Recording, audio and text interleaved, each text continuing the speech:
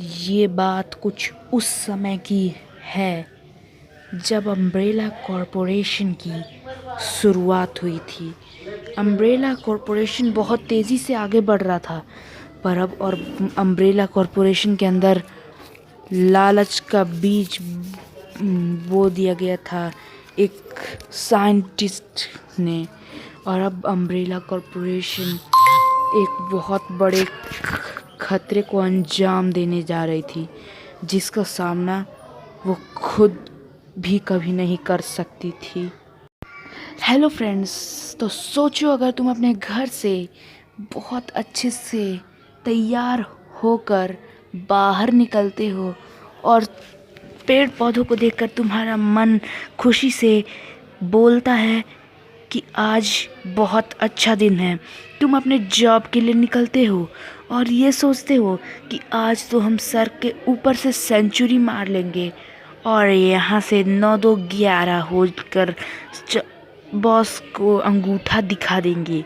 पर जब तुम अपनी 4 व्हीलर लेके निकलते हो तो तुम्हें पता चलता है कि ज़ॉम्बीज़ का अटैक हो गया। वो तुम्हारे ऊपर कूद पड़े हैं जैसे कि तुम्हारे पास कोई रम की बोतल और वो उसको पीने के लिए तुम्हारे पास आ रहे हैं। कैसा लगेगा तुम्हें उस समय, मुझे कमेंट में बताना। Let's start. अम्ब्रेला कॉरपोरेशन के उस डॉक्टर ने उन्हें ये तरीका बताया था जिससे वो बहुत ऊपर तो जा सकते थे, पर उन्हें ये पता नहीं था कि ये काम करने से वो इतनी बड़ी मुसीबत में फंसने वाले हैं जिसका अंदाज़ा उन्हें अभी नहीं है। उसने उन्हें ये बताया था कि उसने एक ऐसा वायरस बनाया है जिससे ज़ॉम्बीज़ क्रिएट किए जा सकते हैं और वो ज़ॉम्बीज़ पूरी दुनिया को तबाह कर देंगे, और पूरी दुनिया को तबाह करने के बाद अम्ब्रेला कॉरपोरेशन उन ज़ॉम्बीज़ का दवा ढूंढने का नकली नाटक करेगा जो वो पहले ही बना चुका होगा, और इस नाटक में आकर अम्ब्रेला कॉरपोरेशन बहुत बड़ा बन जाएगा। ऐसा उसकी सोच थी और ऐसा ही हुआ।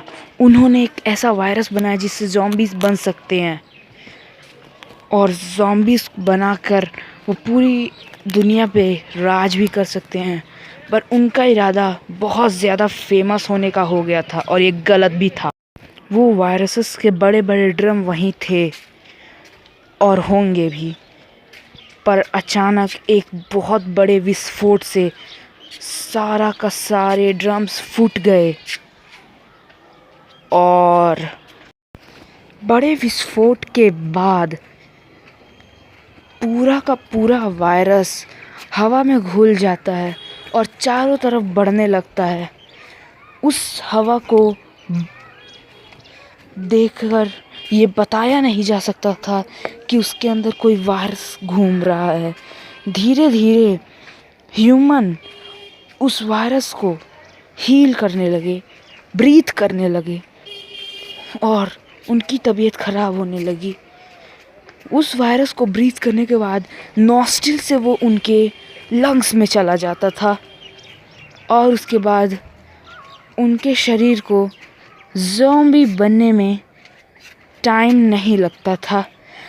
इसमें एक और बहुत बुरी बात हो चुकी थी कि उसी अम्ब्रेला कॉरपोरेशन के उस लाइब्रेरी में सारा वैक्सीन का टाइप था, वो सब तबाह हो गया और वो डॉक्टर भी जिसने वैक्सीन बनाया था। व्हाट्स अप गाइस, तुम लोगों को अगर वीडियो अच्छा लगा हो तो लाइक शेयर सब्सक्राइब कर देना। और अब हम आ जाते हैं अपने मेन टॉपिक पर। So let's start. तुम लोग इतना तो जानते ही होगे कि ज़ॉम्बी बनने के बाद ब्रेन पूरी तरह तबाह हो जाता है एक ह्यूमन का, पर तब वो आदमी तबाह होने के बाद ब्रेन से क्या सोचता है शायद तुम लोग नहीं जानते होगे। तो आज हम लोग वही करते हैं। वो इस टाइम क्या सोचेगा इसी पे बात कर रहे हैं। तो वो ये सोचेगा कि कुछ नहीं सोचेगा, क्योंकि ब्रेन तबाह होने के बाद उसकी सोचने की क्षमता ख़त्म हो जाएगी। वो सिर्फ़ और सिर्फ ब्लड के लिए तरसेगा, जहाँ देखो बस ब्लड चाहेगा और दुनिया को तबाह करेगा। अगर हम लोग बात करते हैं डिफेंस फ्रॉम ज़ॉम्बीज़ पे, तो तुम खुद को एक रूम में बंद कर सकते हो जहाँ आसपास ज़ॉम्बीज़ ना हो, जिससे वो तुम लोग को देख ना पाएँ और तुम्हारे ऊपर अट्रैक्ट ना हो पाएँ, पर ये ज़्यादा देर तक चलेगा नहीं। तो तुम लोग को करना पड़ेगा ये कि तुम उन्हीं के जैसे दिखने लगो। जैसे कि ज़ॉम्बीज़ को नहीं खाते, वैसे ही वो तुमको भी नहीं खाएंगे। It's my theory. इस पे बात पे तुम लोग बकबक मत करना।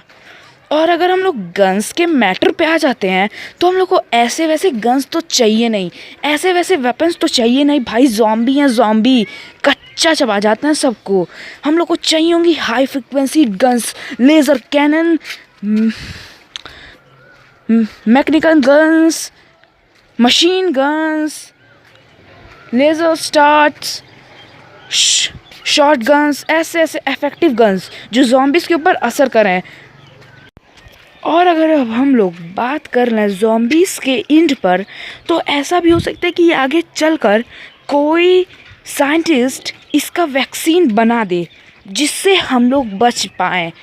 और अगर ऐसा नहीं हुआ तो हमें किसी बहुत बड़े लेज़र कैनन या फिर एक बहुत बड़ा एटम ब्लास्ट करवाना पड़ेगा, एटम बॉम्ब ब्लास्ट करवाना पड़ेगा, न्यूक्लियर ब्लास्ट करवाना पड़ेगा, जिससे वो ख़त्म हो और उस एरिया में आने वाले हर ज़ॉम्बीज़ भी ख़त्म हो जाएं। पर ये उस एरिया के लिए बहुत बड़ा नुकसान भी हो। और हम लोग ये भी जानते हैं कि पूरे वर्ल्ड में लाखों में साइंटिस्ट हैं और आने वाले हैं। तो अगर ऐसे ही किसी एक साइंटिस्ट के रिसर्च में, या चाहते हुए या ना चाहते हुए भी, अगर ऐसा हुआ कि वो ज़ॉम्बीज़ के लिए जैसे हो गया और उसने अपने आसपास में उसे टेस्ट कर लिया, तो सभी लोग ख़त्म हो जाएंगे, पूरी दुनिया ख़त्म होकर रह जाएगी। और फिर मुझे लगता है कि हमारी दुनिया को हमें ही एक ज़ॉम्बी की दुनिया में बदलते हुए देखना पड़ जाएगा।